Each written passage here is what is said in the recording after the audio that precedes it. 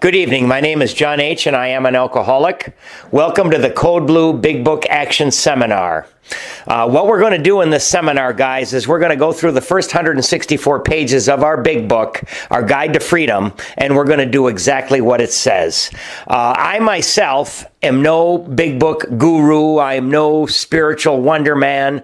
I'm just a simple drunk who was almost dead from the disease when a couple recovered alcoholics took me through the book. I did the work, and it saved my life. Now, as a result of that, I try to pass on what has been so freely given to me. Now, I borrow heavily from the Joe and Charlie Big Book Weekend tapes. I borrow heavily from that smartass Clancy. I borrow from Chuck C. I borrow from all of the giants who have gone before me. So please, get yourself a big book, large print I prefer, a highlighter and a pen, and bring your willingness. Get ready to change your life. Thanks for listening. Good evening. I'm John. I'm an alcoholic. During the 1950s, a man by the name of Max C., now deceased, started a group in Winnipeg, Manitoba called the Golden Slippers. The group was the back to the basics of the big book kind of group, especially for those people who could not stay sober for any length of time.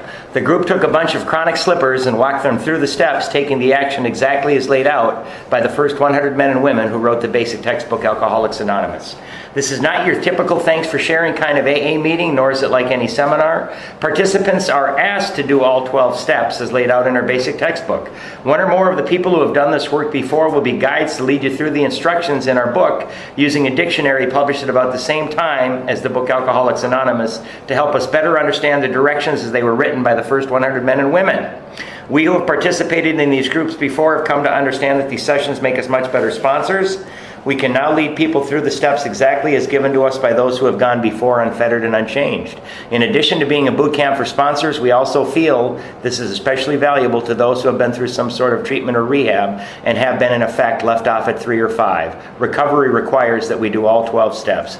We recover in AA by taking the steps, and if we don't take the action as described in our basic textbook, we might not recover. These study and action sessions will guide you through the steps precisely as the first 100 men and women laid them down. These are back to the basic sessions, accepting the simple kit of spiritual tools that's been laid at our feet. Awesome, just in time. Let's open with the set-aside prayer. God, please let me set aside everything I think I know about sobriety, life, and you, so that I may be open to a new experience. Peace. All right, this is actually, the paper I handed is step 10, but it's very similar. I forgot to bring the one for step 6 and 7. It's close enough where we'll use that one if we have time. All right, so theoretically,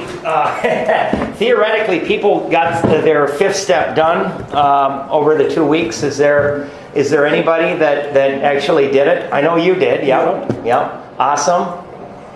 We're the sponsor I'm working with. Yeah. Had me do 4 worksheets. Okay. It's a resentment, sex, Fears, and harms. Okay. So we're through 2 of them. Okay. And then, But you're in the midst of it. Yep. Awesome. Okay. All right. Anybody else? My sponsor's ill, but my sponsor You got. Okay. It's not going to happen for a while. Okay. That's all right. So really quick, do you, Andrew? Do you want to just tell us a couple of words how it went and? Yeah. It was. Now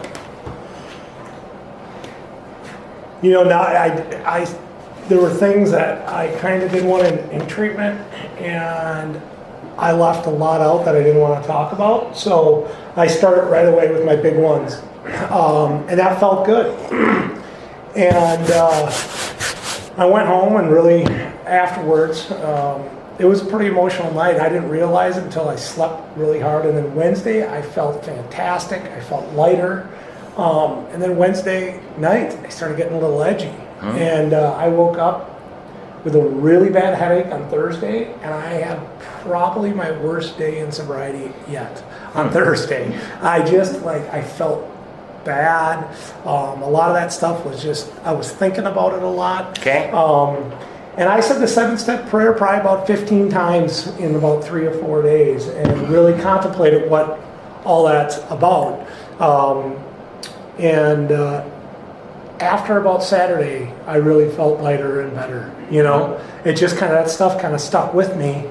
Everything I talked about, because I'd never talked about a lot of it. And so, you know, I slept hard, I'll say that, over the last 3 nights after that, for sure. Yeah. They were pretty emotional. Some of the people that have taught me say it's kind of like when you get sick and you're throwing everything up. Of course, you're not going to feel good, but then after a little while, you're going to feel great because we are getting rid of some stuff. But that's why, when we go through this process, it is vital that we actually, so to speak, throw it up. So we've got to get our 5th step. I know you're scheduled. We've got to, if we've done this work, we don't want to sit on it because we're going to get sicker. So we've got to meet with our sponsor and we've got to get it done, hopefully, sooner rather than later, because it's something we got to just prove. Do you want to tell us a little bit about your experience at all? More, I kind of disassociate with myself a lot, so I was surprised at how much stuff came up.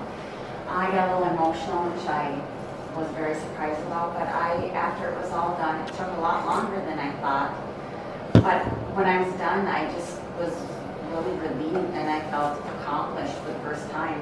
I thought it was something I could never do, and I was just, it was relieved. It was good. Fantastic. Awesome. One of the other great things is when you're at meetings now, you can say, yeah, I actually did my 5th step. So, did you? Yeah, so my biggest, when I had my relapse and went to treatment, was my relationship with my dad. My dad died in January. And it was amazing, how the column with Dad, the resentment piece, he said, every little thing you have listed out separately. And that list grew and grew and grew much, much further than I thought it would with my dad. But I was able to get all those things down on paper and look at them a little more directly and kind of put them to bed, so to speak. And that helped me a lot, just to see it on paper and talk about it in the open with my sponsor. So cool. Yeah. All right, man. All right. Anybody, you want to give us a few words on yours? Sure. The morning after I did it, this was amazing to me. I meditate every morning, and instead of sitting there and thinking of the people that I needed to pray for, they just came into my head. That was cool. So instead of faking it, it was actually happening. I was thinking about others. So that was one of the coolest things. And I'm glad it's over. Yeah, no, it is very, it's very cool to get that over with. Let me get my sheet out of here and let's see, which one did I hand out? Daily inventory. Yeah, it's one of the things, and funny enough in the book it says, after we're done with the 5th step, we get to go home and rest for 1 hour, right? Because they want us to get back to work. The main thing, one of the things for me, it was nice. I got my top 10 things out and I went through my resentments, my fears, and the hurts and harms. And I realized that I was not a victim. Everybody, my whole life, I thought that they were sticking it to old John, right? And I was the guy that was just getting it. I realized that I'm the one that made the mess. And when I named the mess and I took responsibility for it, I realized that I could probably clean it up, and that I needed to start to clean it up. And I had a tremendous sense of relief just at getting it over with. Almost like, like when you're in college and you got your final and that's over. I felt that kind of relief as well. So I knew we find out the exact nature of our wrongs, right? That we're going to ask God to help me become willing to let loose in 6, and that I'm going to ask Him to remove in 7, right? So what we've done up to this point, the doctor's opinion and the first 4 chapters, all of that was for steps 1 and 2. 3.5 pages for step 3, 8 pages for step 4, 4 pages for step 5, right? Now on step 6, we've got the 2, and 7, we've got the 2 littlest paragraphs in the book.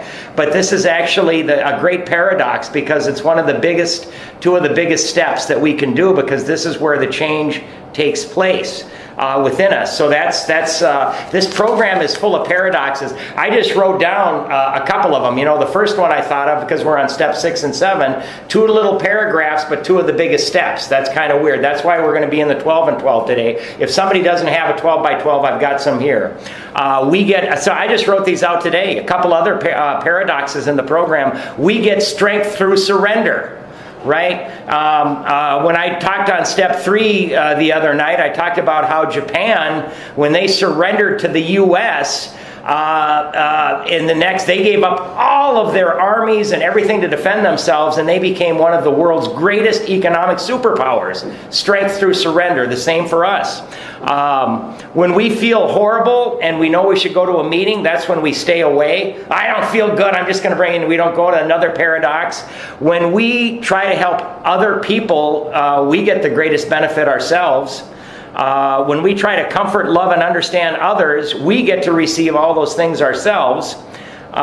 When we make restitution to others, that's when we receive the promises. I mean, these are just some of the paradoxes I just thought of today, and there's so many more. Acceptance. Everybody talks about acceptance this, acceptance that. Acceptance isn't something that we just pray for, right, and we get. Acceptance is a process, and we get acceptance by working the steps, by doing 1, 2, 3, 4, 5, 6, and 7. And another paradox is I become less, I get more in my life. So I think that for me, I must continue to strive to live a new spiritual life on a daily basis. If I don't do that, I have a tendency to backslide. And I know this is step 6 and 7 out of the 12 and 12 is one of my favorite Code Blue meetings, because, why do we keep going to these AA meetings and hearing the same things over and over and over and over again? It's because we forget. I need to come and align myself with people trying to grow spiritually, or I will forget and I'll revert back into how I've been my whole life. So that's why I really need to stay connected and plugged in. And step 6 and 7, when we go through the 12 and 12, that's going to show me again how I'm supposed to show up in my life, right? And it's going to show me that God isn't going to just zap me and do it. It's actually a process where I have to work against my character defects with God's help. But I actually have to take the action myself. I know people at halfway houses, and I was one of them. They're in a halfway house, and they get to this point, and rather than go forward in sobriety, they purposely go out and relapse, because they know how to start over, right, at steps 1 and 2, but they don't know how to go forward. They're afraid of how to go forward. And I was stuck in that myself for a long, long time. And the first time when I got to like 2 years, 3 years, 4 years, I didn't know what was going on, but I just kept putting one foot in front of the other, listening to people in the program and trying to practice the principles, and it seems to be working. But it is scary, going forward, rather than, for me, drinking and then starting over again, right? The people that I've learned from in this program, they're warning me. I'm at 6 years sober now, and they're saying, John, you're going to be hitting that wall. So they say you just keep putting one foot in front of the other, and you keep trying to practice steps 6 and 7, because these are the steps that are going to allow you to continue to grow spiritually and feel good about your life. So let us go to, we are going to go into the 12. Does everybody have a 12 by 12? Mm-hmm. Okay. I'm going to be going fast tonight because we got a lot. So if you can get on to Code Blue Big Book if I go too fast, but there's a hell of a lot we got to do. So, and we're actually going to be writing and highlighting a lot in the 12 by 12, because again, we just have 2 paragraphs in the Big Book. So at the top, we're on page 63. At the top of the page, we're going to write a couple things. We're going to write, after 5th step, get rid of isolation. After 5th step, get rid of isolation. When I came into these rooms, man, it was me, myself, and I. I was so isolated. I mean, I knew some drug dealers and some people at the liquor store and the people at the work that didn't like me. But so after this, we're going to get rid of isolation, and we're going to move towards dependence upon God. We're going to write that down. After 5th step, get rid of isolation and move towards dependence upon God. And again, that is not going to weakness. That's going to strength. Again, we get strength through surrender. So after fifth step, get rid of isolation, move towards dependence upon God. And then we're going to write mixing calamity with serenity.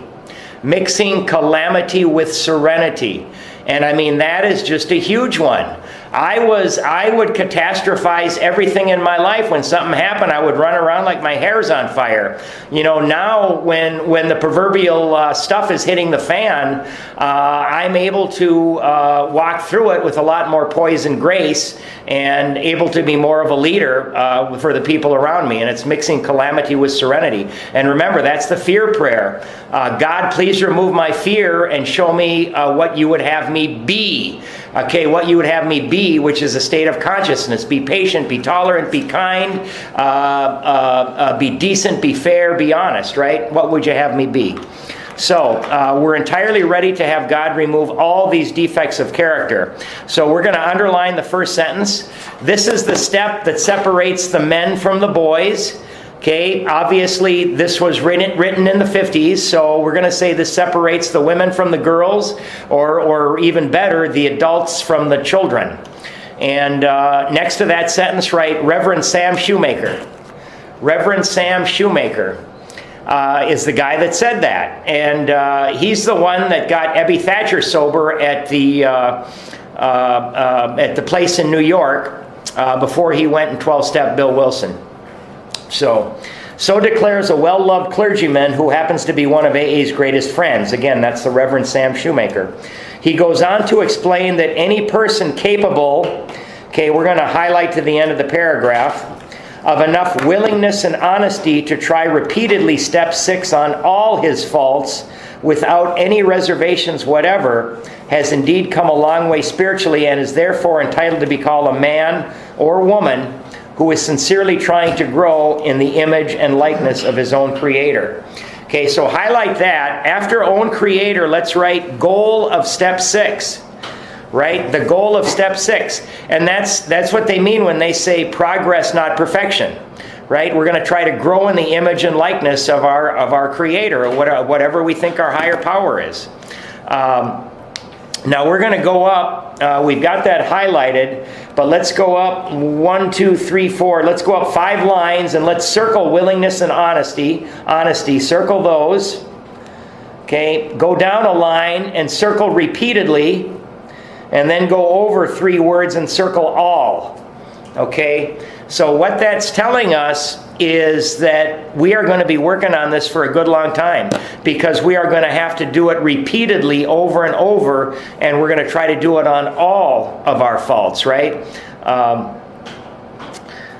Of course, the often disputed question of whether God can and will, under certain conditions, remove defects of character will be answered with a prompt affirmative by almost any AA member. To him, this proposition will be no theory at all. It will be just about the largest fact in his life. He will usually offer his proof in a statement like this. Sure, I was beaten, absolutely licked. Underline the next sentence. My own willpower just wouldn't work on alcohol. Next to that, we're going to write step 1. Okay? By the way, because God does remove our obsession to drink alcohol, right? And people, they're saying, well, can he remove our defects of character? I'm going to slide over to page 53 real quick in the big book. You guys don't have to. I'm just going to read, when we became alcoholics, crushed by a self-imposed crisis we could not postpone or evade, we had to fearlessly face the proposition that either God is everything or else he is nothing. God either is or he isn't. What was our choice to be? Now that's some of us, when we sober up and we stay off the sauce, but we still practice our defects of character, we drive ourselves just as insane as if we do when we're drinking, right? So we need to get God's help just the same for these defects of character, which can also kill us and make us extremely uncomfortable, as we did to get off of the booze, right? So my own willpower just wouldn't work on alcohol. Change of scene, the best efforts of family, friends, doctors, and clergymen got no place with my alcoholism. Highlight to the end of the page. I simply couldn't stop drinking, and no human being could seem to do the job for me. But when I became willing to clean house, okay, right 4-step there, and then asked a higher power, God as I understood him, to give me release, my obsession to drink vanished. It was lifted right out of me.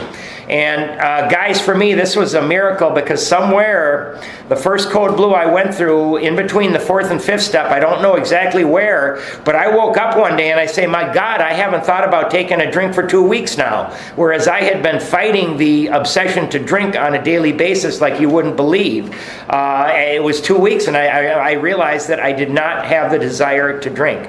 So at the bottom of the page, we're going to write, dependence upon God and remaining teachable. Those are 2 things we've got to do. Dependence upon God and remaining teachable.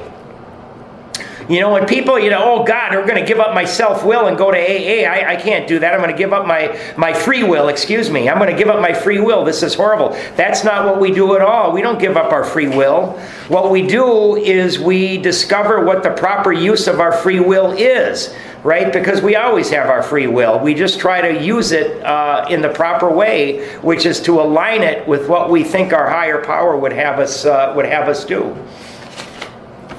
In AA meetings all over the world, statements just like this are heard daily. It is plain for everybody to see that each sober AA member has been granted a release. We're going to circle the word release every time we see it. Each AA member has been granted a release from this very obstinate and potentially fatal obsession.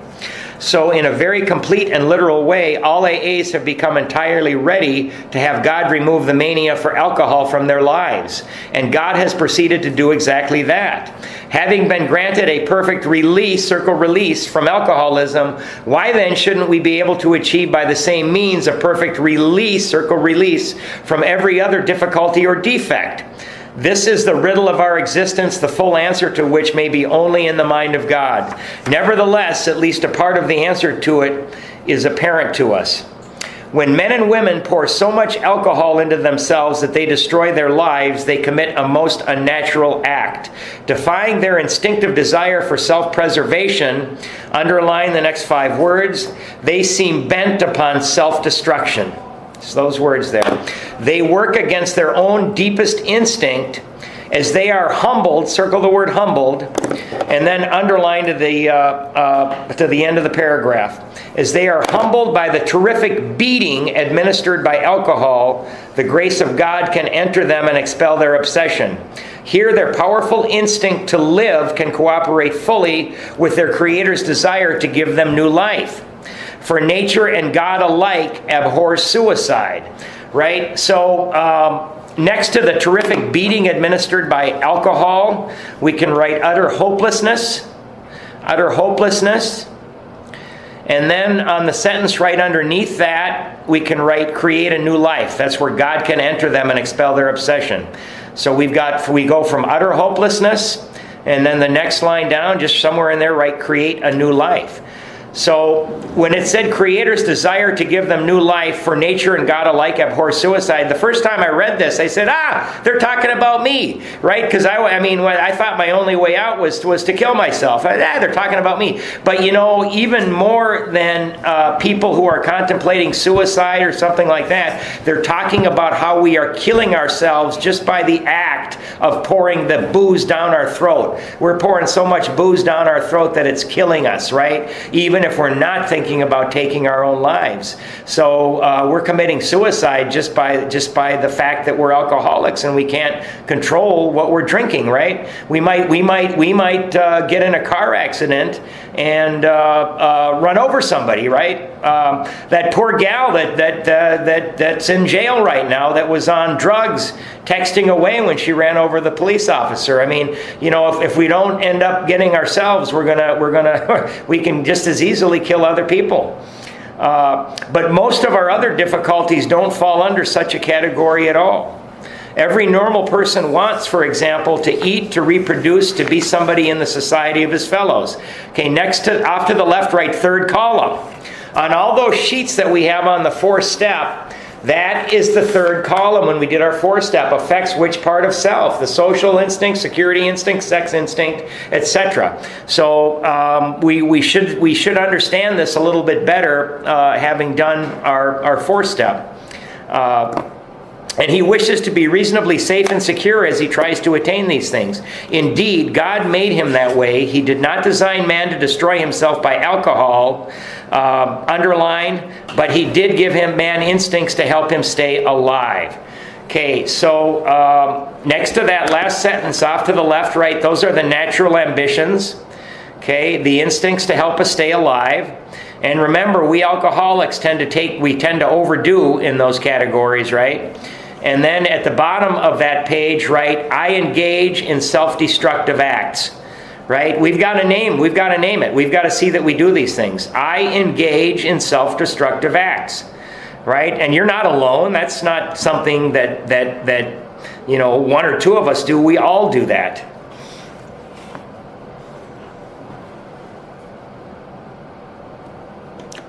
It is nowhere evident, at least in this life, that our Creator expects us to fully eliminate our instinctual drives.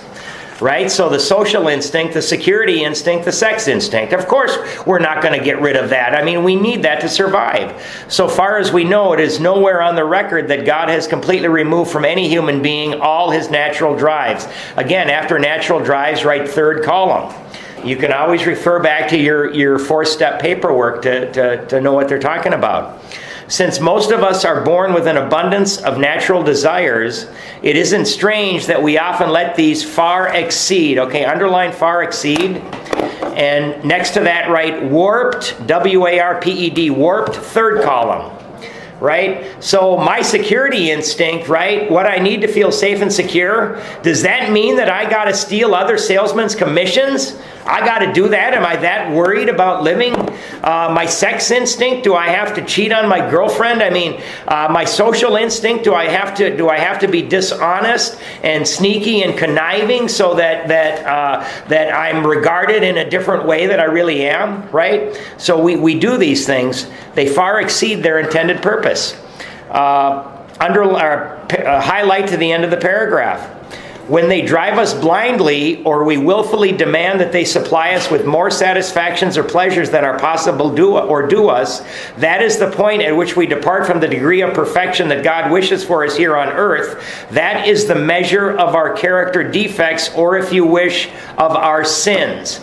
Okay, so circle the word sins, and then we're going to write Greek, quotation marks, to miss the mark. So in Greek, sin means to miss the mark.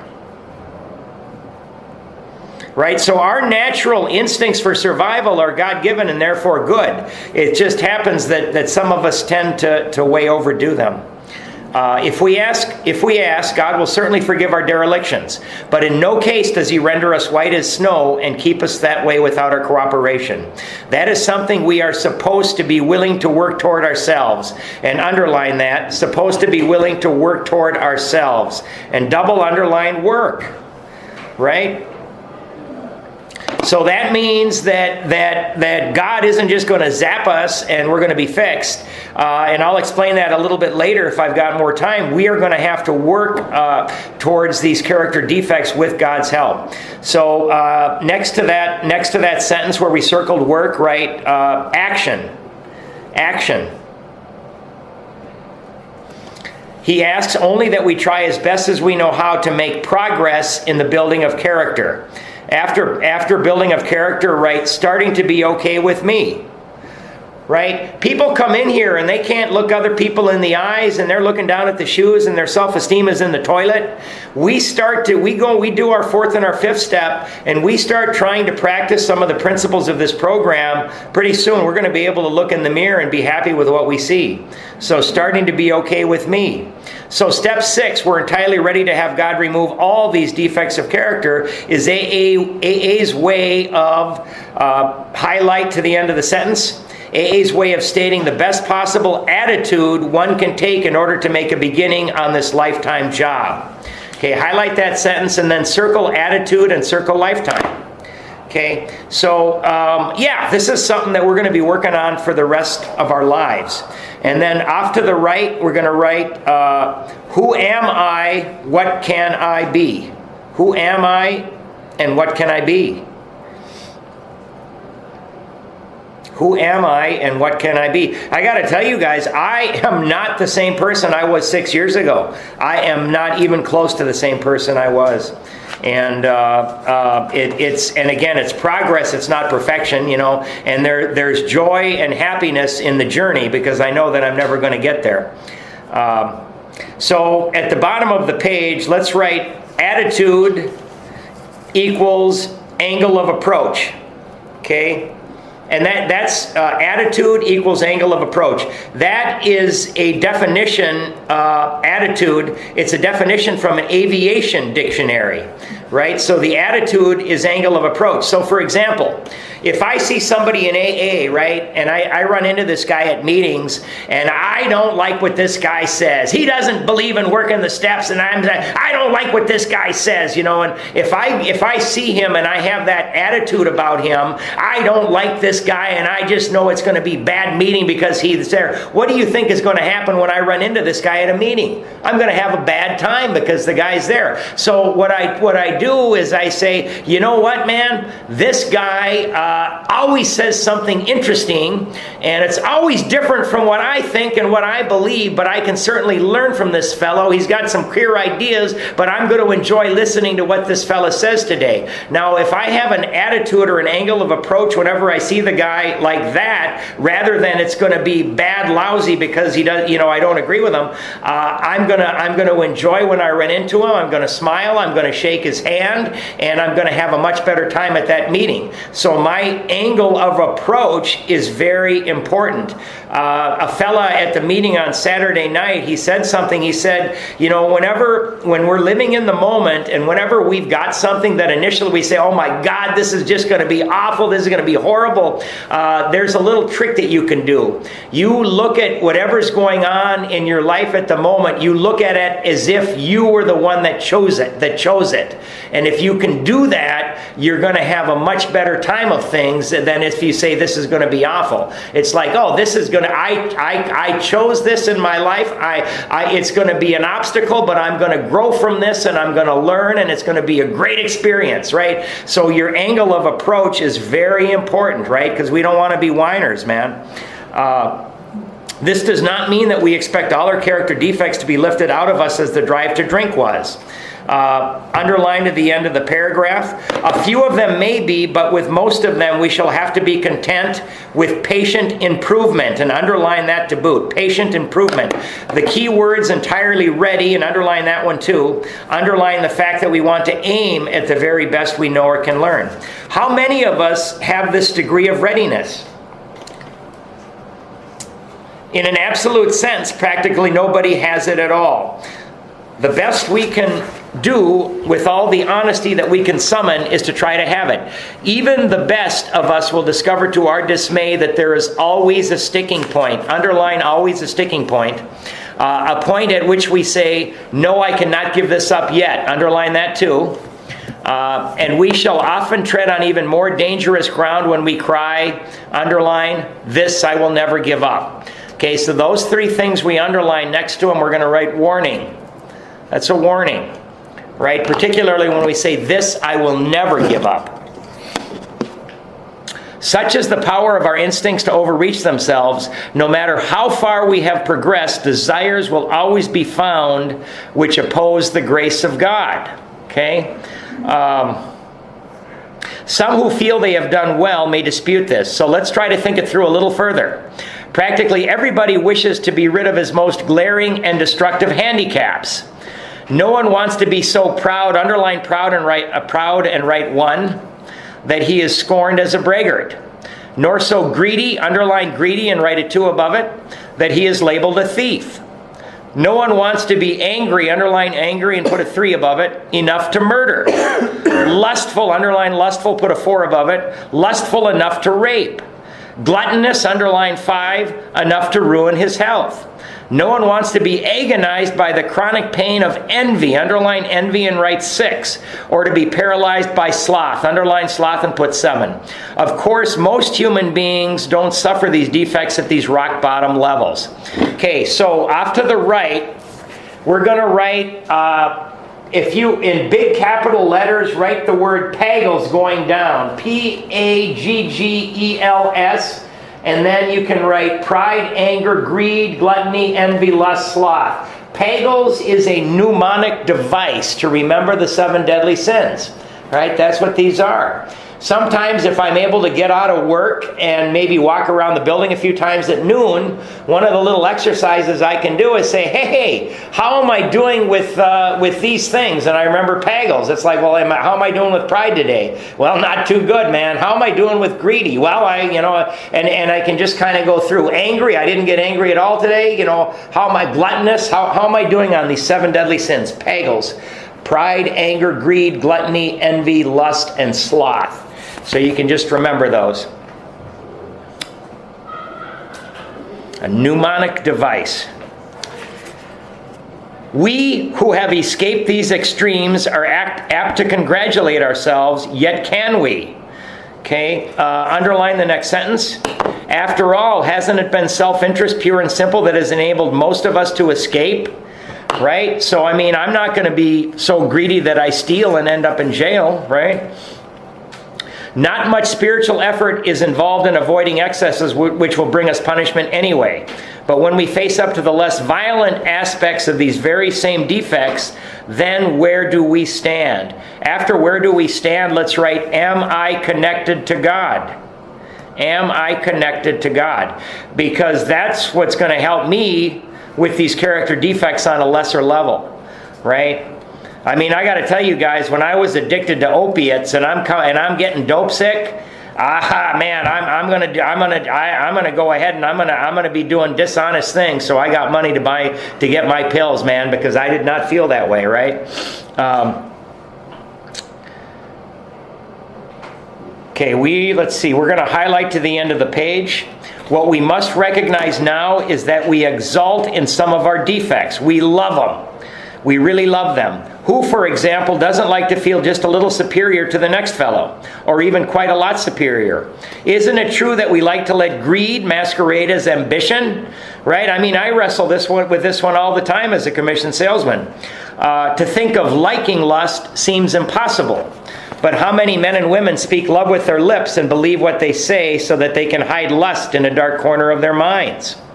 And even while staying within conventional bounds, many people have to admit their imaginary sex excursions are apt to be all dressed up as dreams of romance. After that, we can write self-deception. Self-deception. And then the paragraph that I just read off to the right, you can write, you spot it, you got it. Right? Because, you know what, man? I'm just a little superior to the next guy. Look what that guy is doing over there, but when I don't like it, but then when I really look at it, I say, well, all he's doing is emulating what I do, right? But I don't like it when he does it, because when I do it, there's a good reason, but when he does it, there's not a good reason, right? We got to do the whole next paragraph too. Self-righteous anger. We love that one. Self-righteous anger can also be very enjoyable. In a perverse way, we can actually take satisfaction from the fact that many people annoy us, for it brings a comfortable feeling of superiority. Gossip barbed with our anger, a polite form of murder by character assassination, has its satisfactions for us too. Here we are not trying to help those we criticize. We are trying to proclaim our own righteousness. Okay, so we can draw a little arrow down from that point down to the bottom of the page, and we're going to write something. If they are not in the room, don't talk about them. Right? If they are not in the room, don't talk about them. And obviously, I'm talking about gossip, right? I'm not saying that if somebody's not in the room and you say, well, I think that guy's doing a good job or that woman has really helped me out on this, it's the gossip. So if they are not in the room, don't talk about them. And I got to tell you, I mean, I never thought that I gossiped about anything, but to this day, whenever I catch myself in the midst of it, it's like, oh my gosh, I can't believe I'm doing that. But as soon as I realize it, I stop, right? When gluttony is less than ruinous, we have a milder word for that too. We call it taking our comfort. We live in a world riddled with envy. To a greater or less degree, everybody is infected with it. From this defect, we must surely get a warped yet definite satisfaction.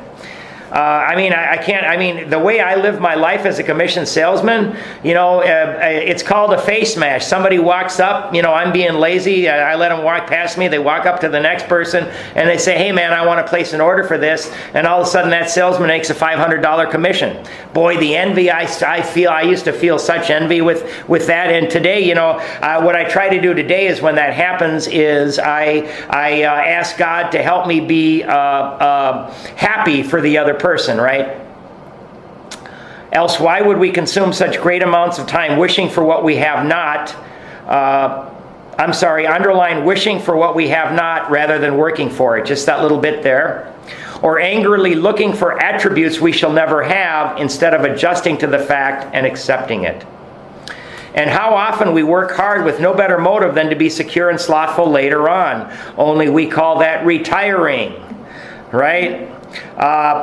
Consider, too, our talents for procrastination. Underline that sentence. Consider, too, our talents for procrastination, which is really sloth in 5 syllables. I'll get around to that tomorrow. Nearly anyone could submit a good list of such defects as these, and few of us would seriously think of giving them up, at least until they cause us excessive misery. Some people, of course, may conclude that they are indeed ready to have all such defects taken from them, but even these people, if they construct a list of still smaller defects, will be obliged to admit that they prefer to hang on to some of them. Therefore, it seems plain that few of us can quickly or easily, underline, become ready to aim at spiritual and moral perfection. Okay. Next to that, we're gonna write easier, softer way. Easier, softer way. We want to settle for only as much perfection as will get us by in life, according, of course, to our various and sundry ideas of what will get us by. So the difference between the boys and the men, the women and the girls, the adults and the children, underlined at the end of the paragraph, is the difference between striving for a self-determined objective and for the perfect objective, which is God. So we're going to, off to the left, we're going to write, thy will be done, not mine. Thy will be done, not mine. These are just little things that we can, say to help us out, right, or think. And then after objective, which is God, in that little space there, write God in all my activities.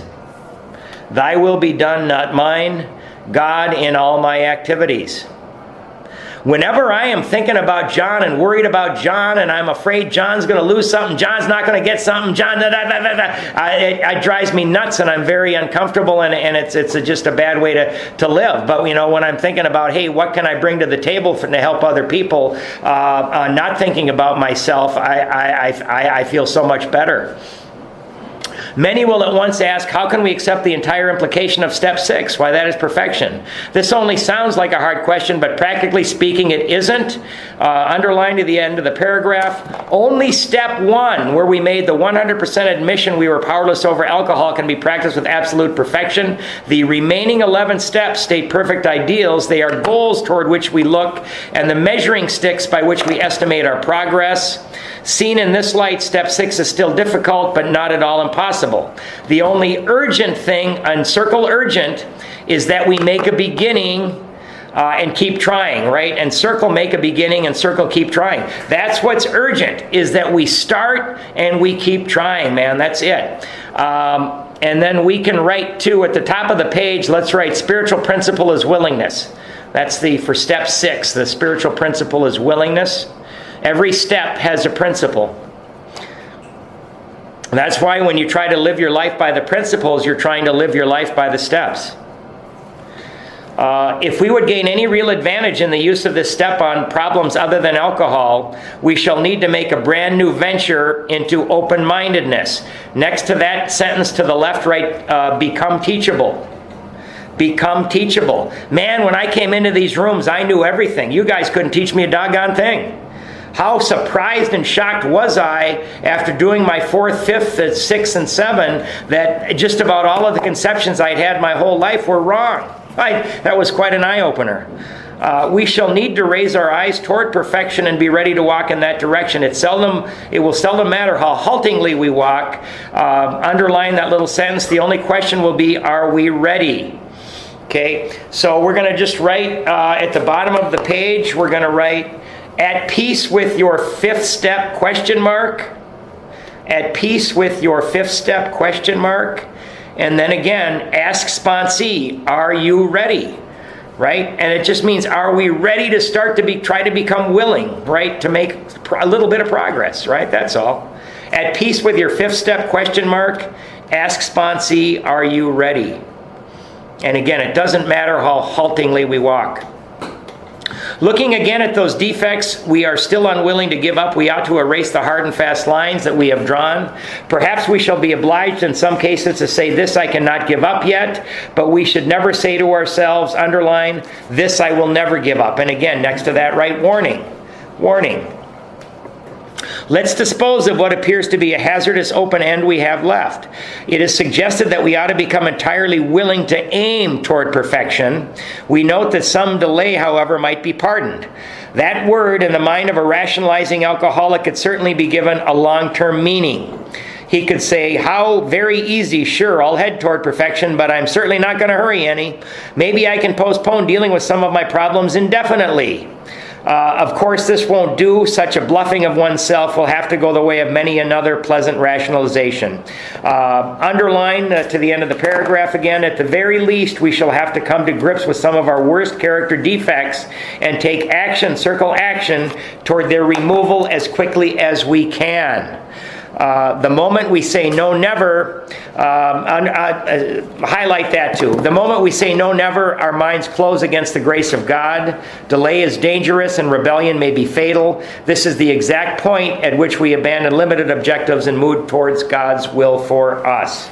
Okay, so we're going to write step 6 points, and that, if you got some room at the bottom there, just write step 6 points. We got an ABC. A, setting us up to help others. B, granted release from alcohol, and if it applies, drugs. So A, setting us up to help others. B, granted release from alcohol/drugs. And C, now turn towards working with others. A little bit different from A. So it's setting us up to help others. B, granted release from alcohol. C, now turn towards working with others.